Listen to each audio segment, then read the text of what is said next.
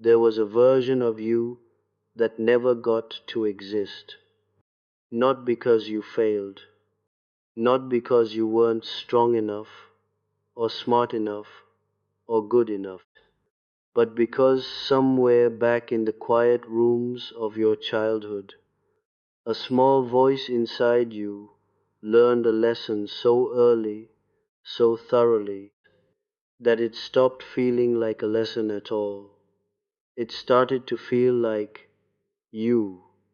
The lesson was this: your feelings were too much, your needs were inconvenient, your sadness made people uncomfortable, your anger made people leave, and so, without a single word being spoken, without a single dramatic event you could point to and say, there, that's where it happened, you began to disappear, quietly, politely, completely, and you called the person who was left behind myself. You called the silence maturity.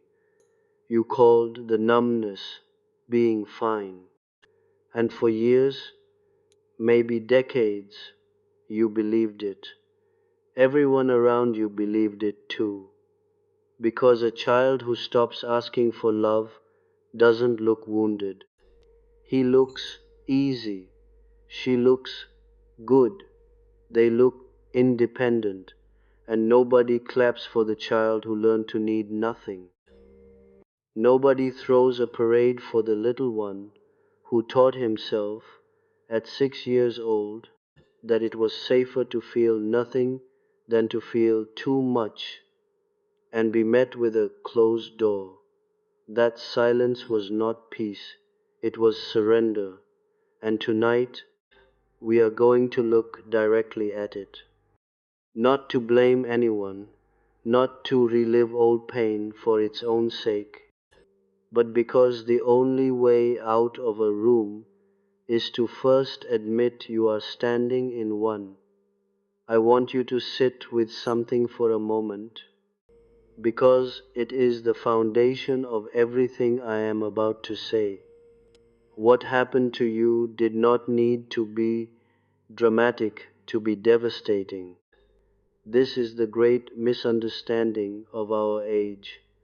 We imagine that wounds only count if they left visible marks. We imagine that neglect requires cruelty, that damage requires a villain.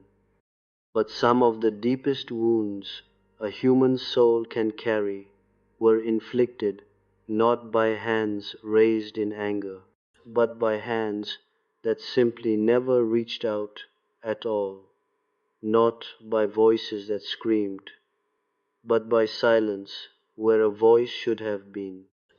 A parent does not have to strike a child to break something essential in them. A parent only has to be absent, emotionally absent, present in body but elsewhere in spirit, distracted, exhausted, wounded themselves, passing forward a poverty they never chose but never healed either. And the child, who has no language yet for what is happening, does not think, I am being neglected. The child thinks something far more devastating. The child thinks, there must be something wrong with me.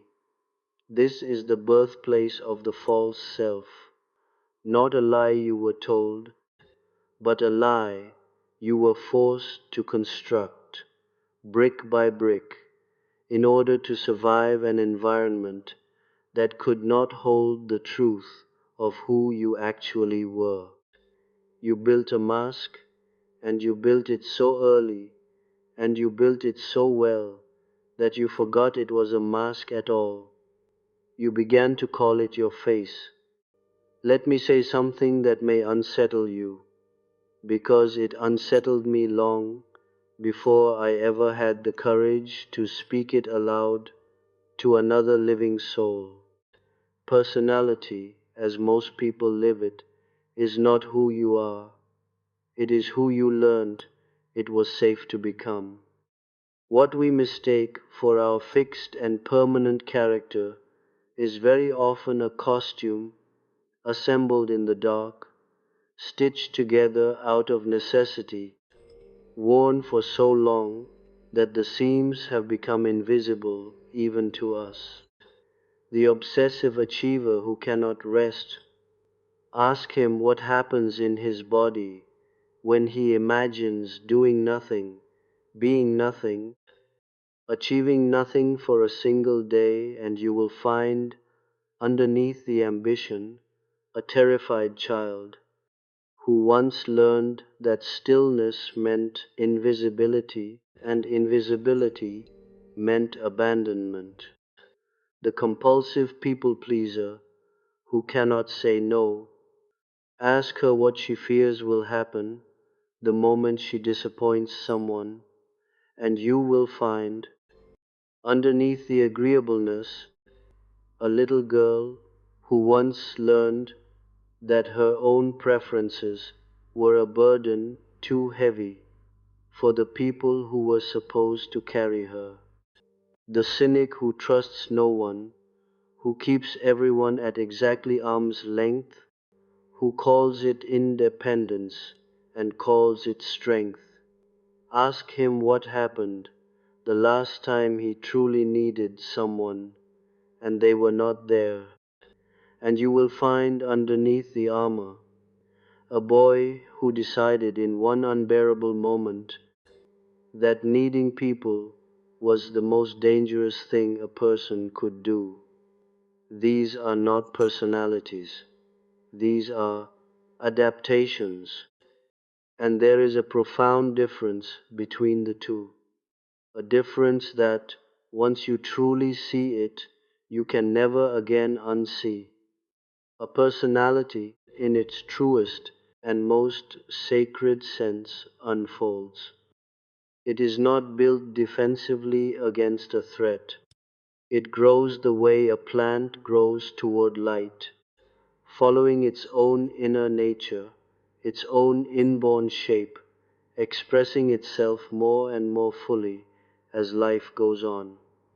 An adaptation, by contrast, is built the way a fortress is built, not towards something, but against something. Every wall has a purpose, and that purpose is defense. And here is the tragedy, the quiet, invisible tragedy that so many of you carry without ever having named it. You have spent your entire life mistaking your fortress for yourself.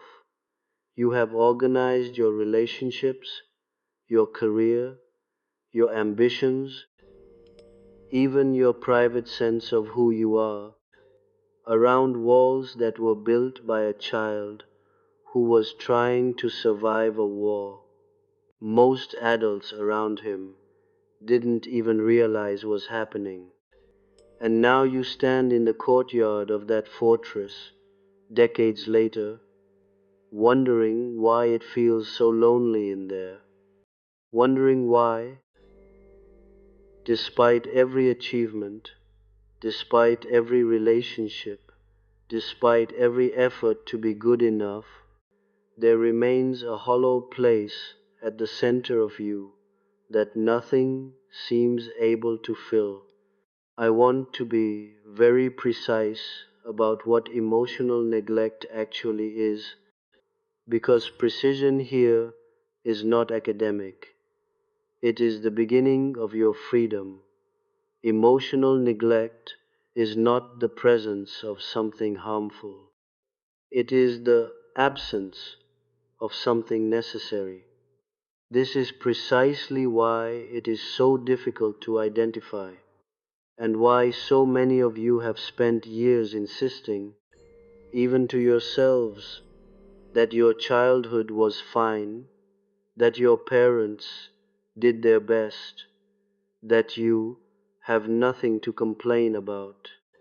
And it is true, you may have had food, shelter, education, even affection of a certain kind.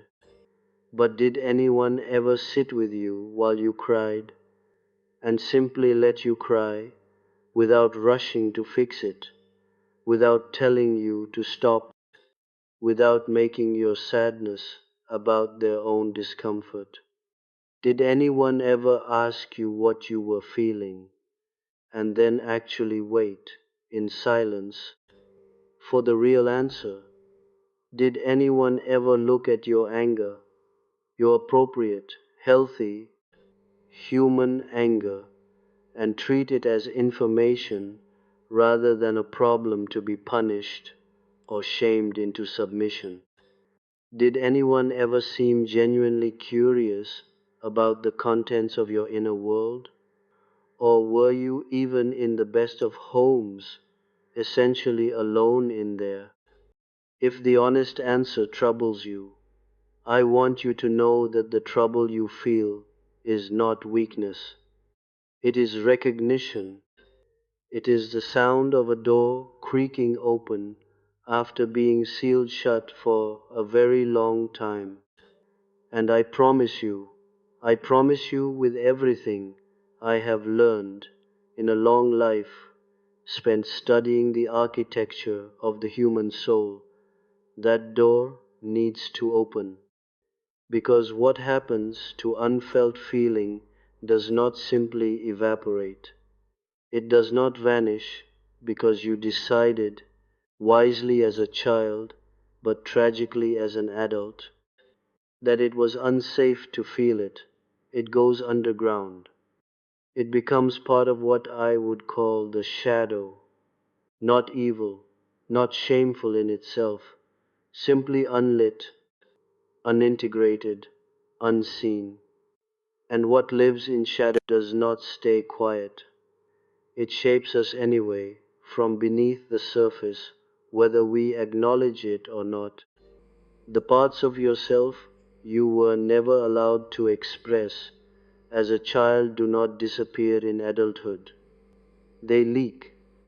They leak into your anxiety at 3 in the morning. They leak into the relationships you sabotage the moment they become truly intimate. They leak into the exhaustion that no amount of rest seems to touch. They leak into the strange, disproportionate rage you feel when someone raises their voice, or the disproportionate shame you feel when someone is disappointed in you, or the disproportionate panic you feel when someone you love pulls away, even slightly, even for a moment. You have called these things overreactions. You have apologized for them. You have tried to reason your way out of them with willpower and self-discipline.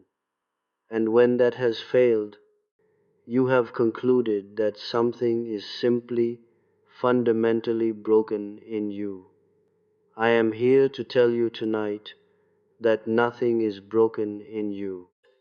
Something was interrupted in you, and there is an ocean of difference between those two words, an ocean wide enough to swim across if you are willing to begin. Let us speak honestly about what this interruption cost you, because honesty, however uncomfortable, is the only soil in which real change can grow. It cost you your instincts. A child who is repeatedly told, whether in words or in the far more powerful language of silence and inattention, that his feelings are wrong or excessive or inconvenient, learns to distrust his own inner compass. He learns to look outward for guidance about what he should feel rather than inward. And this is precisely why so many of you, as adults, struggle with a question that should, in theory, be the simplest question in the world. What do I want? Not what should I want. Not what would make my parents proud or my partner comfortable, or my colleagues impressed? What do I want? And if that question produces in you a kind of static, a kind of blank fog where an answer should be, please hear me when I say that fog is not a personal failing. That fog is the direct, logical consequence of a childhood in which your inner world was not sufficiently witnessed and therefore never fully developed its own confident voice. It cost you your capacity for rest, because a child who learns that love and worth are conditional upon performance, upon usefulness, upon being easy and undemanding, grows into an adult who cannot simply be without earning the right to exist. Rest starts to feel like danger. Stillness starts to feel like exposure. And so you fill every hour, every silence, every empty evening with productivity or distraction or obligation, because the moment you stop, the moment the noise dies down, you are left alone with a feeling you have spent your whole life running from, the old, familiar ache of not being enough simply as you are, doing nothing at all. It cost you the ability to receive. This one is subtle, and it is one of the cruelest inheritances of emotional neglect. So many of you have become extraordinarily generous, attentive to others' needs, quick to comfort, quick to give, quick to notice when someone else is struggling and to offer yourself as the solution. And on the surface, this looks like virtue. In part it is. But underneath it, if you are honest, there is often something else, a deep, almost unbearable discomfort with being on the receiving end of care. Someone offers to help you, and you deflect. Someone compliments you, and you minimize it. Someone tries to comfort you in your pain, and some part of you pulls away, insists you're fine, changes the subject. Why?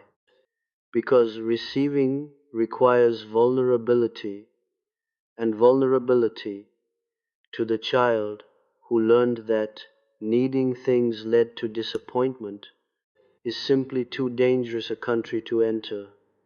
And so you built a life of giving, safe, controlled, one directional giving, because giving lets you stay behind the wall while still appearing to the world and even to yourself like someone who loves deeply, and perhaps most profoundly. It cost you your relationship with your own inner authority. I want to explain this carefully because it is, in my long experience, the very center of the wound. Every child is born with an innate, wordless sense that their experience matters, that their joy matters, that their pain matters, that they are the rightful author of their own inner life. This is not arrogance, it is birthright. But when a child's emotional world is consistently unmet, not necessarily punished, simply unmet, left unattended, treated as background noise to the adult concerns around them, that child slowly, painfully, learns to outsource their sense of reality to others. They learn to ask constantly and often unconsciously, is what I'm feeling allowed?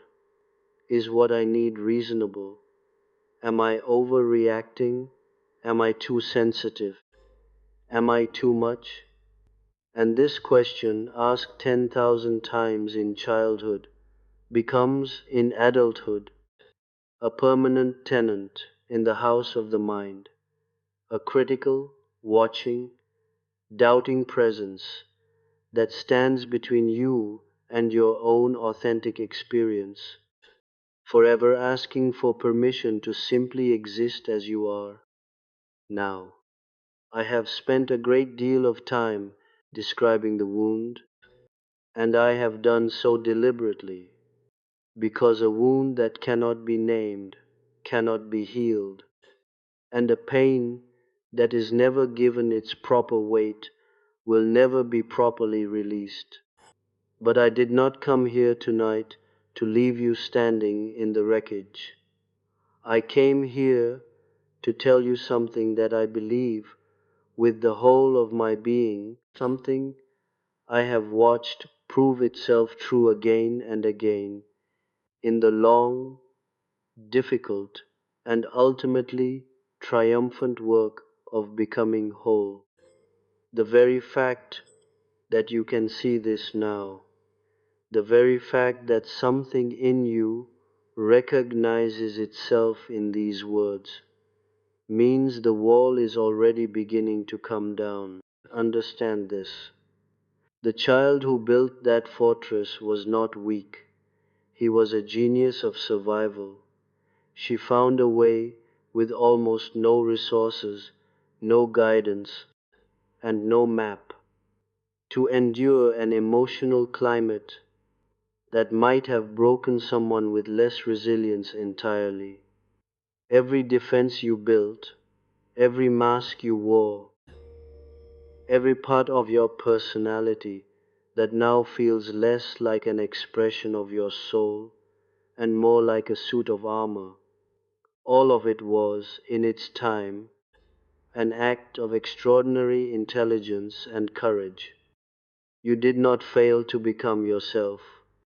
You succeeded brilliantly at staying alive long enough to have the chance to become yourself later. And later has arrived. Later is now. Later is this very moment in which you are listening to these words and feeling something stir that has been sleeping for a very long time. The work ahead of you is not about becoming someone new. Hear that clearly, because it changes everything. You are not tasked with inventing a self from nothing, with performing yet another exhausting reinvention, with becoming some improved, optimized, more impressive version of a person. That would simply be building a more sophisticated mask. No, the work ahead of you is the work of remembering. Somewhere beneath the adaptations, beneath the performance, beneath the fortress walls, the original self you were born as is still there, patiently, faithfully waiting. It did not die, it could not die. It is the very core of your being, and the core of a being cannot be destroyed, only obscured, buried perhaps under years of learned silence, quiet perhaps from decades of not being asked to speak, but present, whole, waiting. This is what I mean when I speak of individuation, the lifelong process of becoming who you actually are, as opposed to who circumstance required you to pretend to be. It is not a comfortable process. I will not stand here and lie to you and tell you that healing is simply a matter of positive thinking, of gratitude journals, of quick affirmations spoken into a mirror each morning. Those things have their place, but they are not the depths, and this work must go to the depths, or it does not go far enough to matter. Individuation asks something difficult of you. It asks you to turn around, at last, and face the very things you spent your childhood learning to avoid. It asks you to feel the sadness you were never allowed to feel. It asks you to feel the anger you were taught was dangerous. It asks you to sit, perhaps for the first time in your adult life, with the full and unfiltered truth of what happened to you, not to wallow in it, not to be consumed by it, but to finally give it the witness it never received. Because here is a truth that took me many years and many patience and much of my own private suffering to fully understand. Emotion that is never witnessed does not heal. It waits. It can wait for 10 years. It can wait for 40. It will sit patiently in the basement of your psyche for as long as it must, and every so often it will rattle the pipes, flicker the lights, make its presence known through a depression that makes no logical sense, an anxiety that has no clear cause, a relationship pattern that repeats itself no matter how many times you swear it will be different this time. It is not trying to punish you. It is trying, in the only language it has, to get your attention. It wants, more than anything else in this world, to finally be seen. So I ask you tonight to consider doing something that may feel entirely unfamiliar, perhaps even frightening. I ask you to become, for the child you once were, the witness that child never had. I ask you to imagine that child, really imagine them, their face, their posture, the particular quality of the silence they lived inside. And I ask you to sit with them, not to fix them, not to rescue them with clever words, but simply to be present with them in the way you always deserved someone to be present with you. To say, in whatever words arise naturally, I see what happened to you. I believe you. Your feelings were never too much. Your needs were never a burden. You did nothing wrong by needing love. This is not self-indulgence. This is not weakness. This is the beginning of the only kind of healing that actually reaches the root, the kind that happens not through the intellect alone, but through the reuniting of the conscious adult you have become with the unconscious child you have never stopped being. And as you do this work, and it is work, make no mistake, real work, sometimes slow and sometimes sudden, sometimes gentle and sometimes overwhelming, you will begin to notice something remarkable happening. The adaptations that once felt like your entire identity will begin very gradually to loosen their grip, not because you have defeated them through sheer force of will, but because they no longer need to work so hard.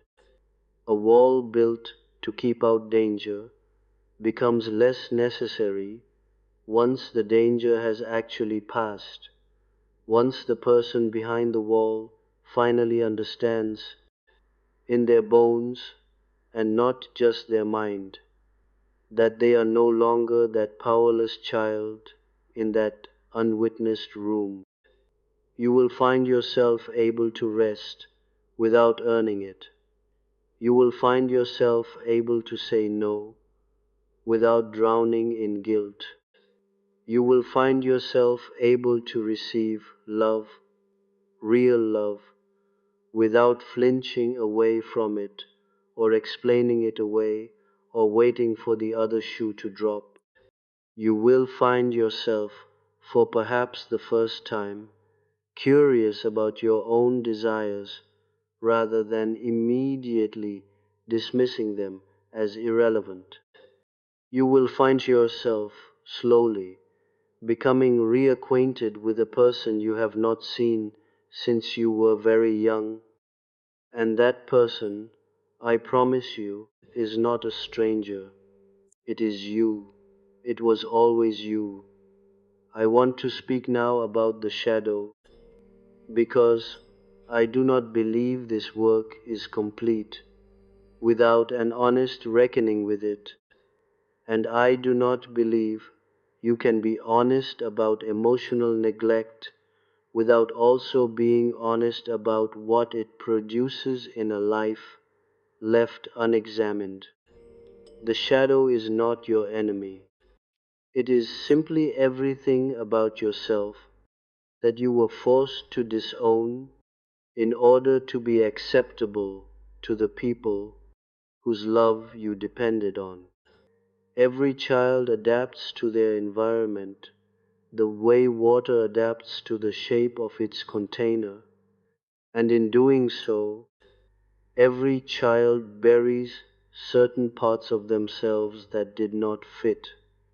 The anger that wasn't welcome, the sadness that made others uncomfortable, the neediness that was met with irritation, perhaps even the joy, the wildness, the spontaneity that was too much for a household that prized calm and convenience above all else. These parts do not disappear. They go underground, and from underground they run much of your life without your permission or your knowledge. This is why so many people who suffered emotional neglect find themselves years later either terrified of their own anger or consumed by outbursts of it that seem to come from nowhere. This is why so many find themselves either unable to cry at all, even at funerals, even at the death of someone they loved, or unable to stop crying once they finally start, as though a dam that held for 30 years has suddenly and completely given way. This is not instability, this is delayed integration. It is the shadow finally, belatedly, demanding its rightful place at the table. The work, then, is not to banish these parts of yourself further into the dark. Heaven knows you have had enough practice at that already, but to slowly, carefully, with as much compassion as you can gather, invite them back into the light. Your anger, properly integrated, is not violence. It is the very thing that will finally teach you where your boundaries are and give you the courage to hold them. Your sadness, properly witnessed, is not weakness. It is the doorway through which grief moves and finally completes itself, rather than lingering forever half finished in the corners of your body. Your neediness, properly honored, is not a flaw to be corrected. It is simply your humanity, the same humanity every person on this earth carries, whether they admit it or not. You were never too much. You were, tragically, too much for an environment that did not have the resources, the awareness, or perhaps the healing of its own to meet you as you actually were. That is not a verdict on your worth. It is a fact about your circumstances. And circumstances, unlike verdicts, can change. I want to say something now about the people who raised you, because I know that for many of you listening, This entire conversation stirs not only grief but also guilt. Guilt for even naming what happened. Guilt for what feels like disloyalty. Guilt for daring to suggest that the people who fed you and clothed you and in their own limited way loved you might also have left something essential unmet. I want to release you from that guilt tonight as fully as words are able to do so. Understanding the wound is not the same as condemning the wounder. Almost every parent who fails to meet their child's emotional needs is themselves a person whose own emotional needs were never met, passing forward, unconsciously and without malice, exactly what was passed to them. This does not erase the impact on you. It does not mean you must minimize your own pain in order to extend understanding to theirs. Both things can be true at once. They did the best they could with what they had, and what they had was not enough for what you, as a child, actually required. Compassion for them does not require the erasure of your own experience, and healing your own life does not require you to prosecute theirs. You are not here to assign blame. You are here to reclaim what was lost, and those are two entirely different undertakings. Let me speak plainly now about what reclaiming actually looks like in the ordinary texture of a life, because I do not want to leave you only with philosophy. I want to leave you with something you can carry into tomorrow morning. Reclaiming yourself means beginning in small and unglamorous ways to ask the question you were never taught to ask. What do I feel right now, in this moment, underneath the performance?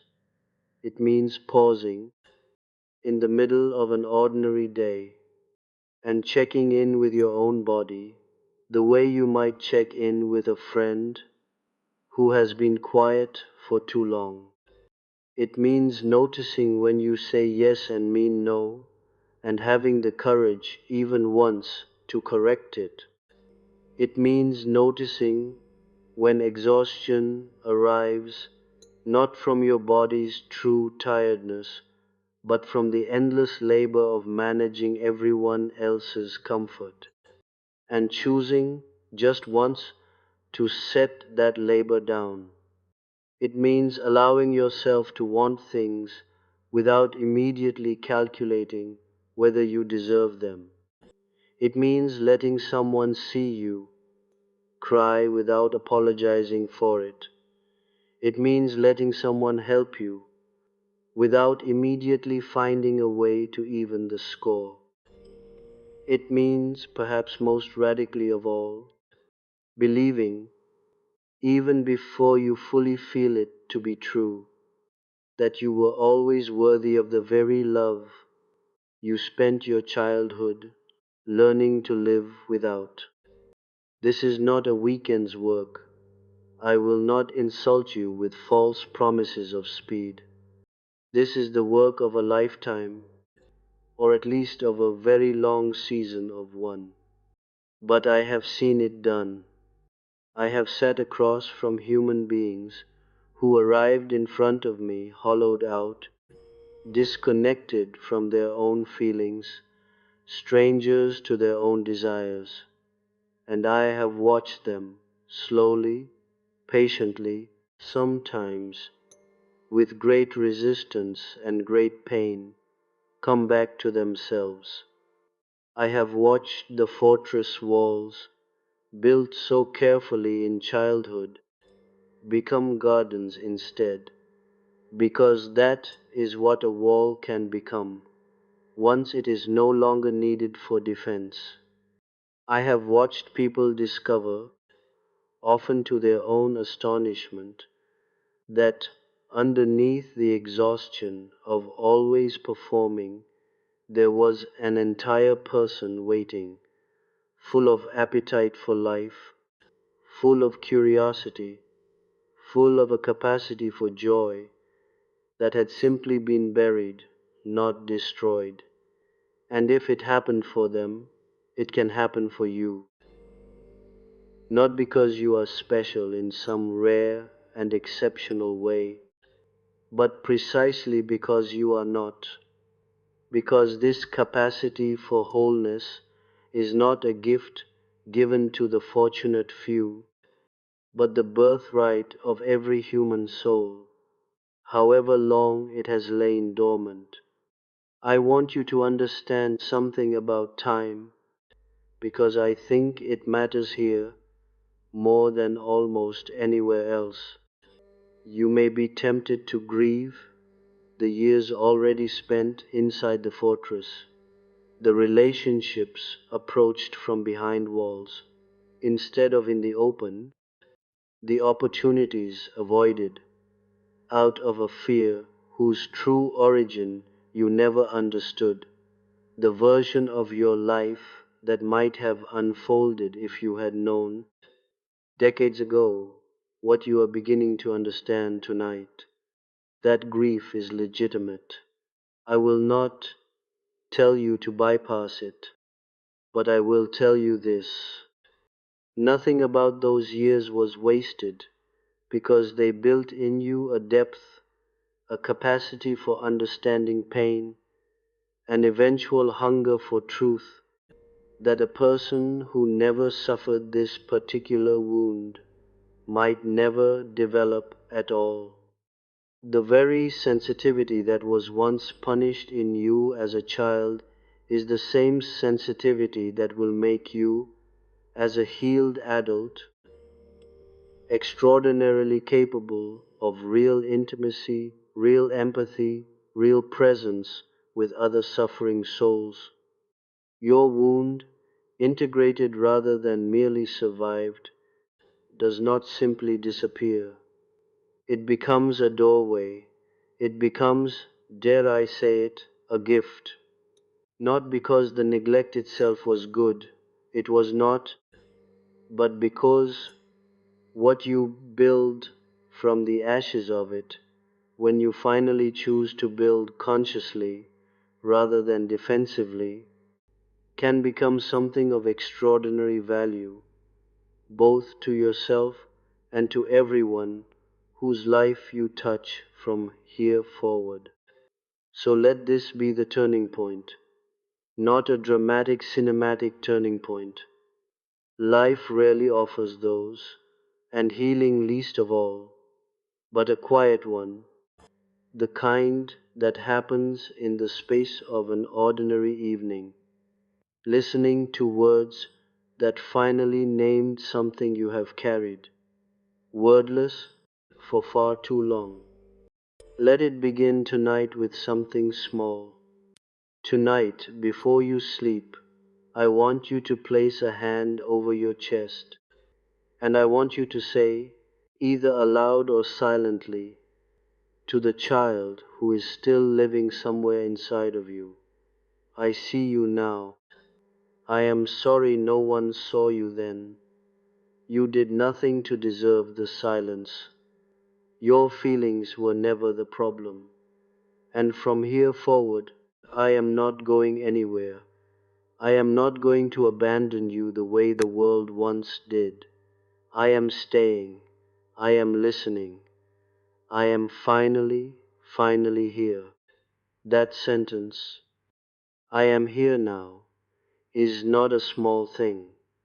It is, in fact, one of the most powerful sentences a human being can ever say to themselves, because it is the exact sentence that was missing all those years ago, and its absence is what built the fortress in the first place.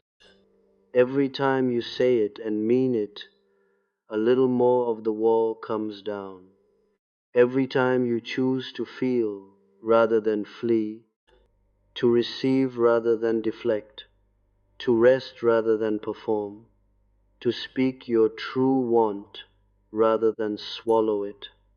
For the comfort of others, you are laying, brick by brick, the foundation of a different kind of structure entirely, not a fortress, but a home that you built for yourself, with your own hands, out of your own hard-won understanding, strong enough to hold the whole of who you actually are, without requiring you to hide any part of it ever again. You were never broken. I want that to be the sentence that outlasts every other sentence in this speech. The one thing you carry out of this room and into the rest of your life. You were never broken. You were interrupted. And an interruption, unlike a fracture, can always be resumed. The self that was silenced in childhood is not gone. It has been waiting this entire time, patiently, in the quiet, for exactly the moment you are living right now, the moment you finally turn around, finally look inward instead of away, and finally say to yourself the words that should have been said to you decades ago. You matter exactly as you are, and it is not too late to become fully, unapologetically, courageously yourself. Go and become that person. Not tomorrow, not someday, but beginning now in this very hour with whatever small and honest step is available to you. The fortress served its purpose. It kept you alive. But you were never meant to live in it forever. You were meant, all along, for the wide open field beyond its walls. And that field has been waiting for you the entire time.